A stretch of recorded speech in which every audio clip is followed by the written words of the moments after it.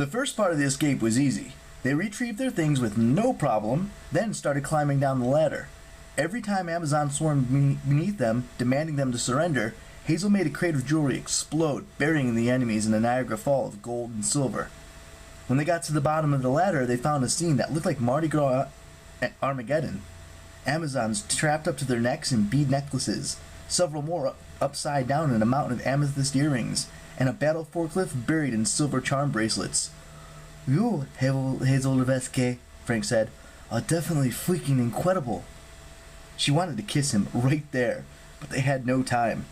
They ran back to the throne room. They stumbled across one Amazon who must have been loyal to Hylia. As soon as she saw the escapees, she turned away like they were invisible. Percy started to ask, "What the?" "Some of them want us to escape," Hazel said. "I'll explain later." The second Amazon they met wasn't so friendly. She was dressed in full armor, blocking the throne room entrance. She spun her spear with lightning speed, but this time Percy was ready. He drew Riptide and stepped into battle. As the Amazon jabbed at him, he sidestepped, cut her spear shaft in half, and slammed the hilt of his sword against her helmet. The guard crumpled. "Miles almighty," Frank said. "How did you... That wasn't any Roman technique." Percy grinned. "The Gracious have some moves, my friend. After you." They ran into the throne room. As promised, Hylia and her guards had cleared out. Hazel dashed over to Arian's cage and swiped the Amazon card across the lock.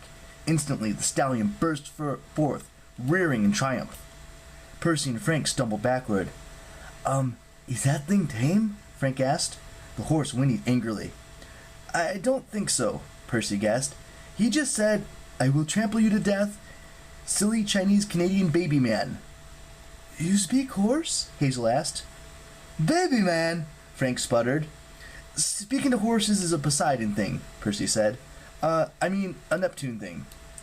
"And you and Arian should get along just fine," Hazel said. "He's a son of Neptune, too." Percy turned pale. "Excuse me?" If they hadn't been in such a bad situation, Percy's expression might have made her laugh. "The point is, he's fast. He can get us out of here." Frank did not look thrilled. "The three of us can't lift one horse, can we? We'd fall off, or slow him down, or..." Arian whinnied again. "Ouch," Percy said. "Frank, the horse says you're actually, I'm not going to translate. Anyway, he says there's a chariot in the warehouse. He's willing to pull it." "There!" someone yelled from the back of the throne room. A dozen Amazon guards charged in, followed by males in orange jumpsuits. When they saw Arian, they backed away quickly and headed for the battle forklifts. Hazel vaulted onto Arian's back. She grinned down at her friends. "I remember seeing that chariot. Follow me, guys."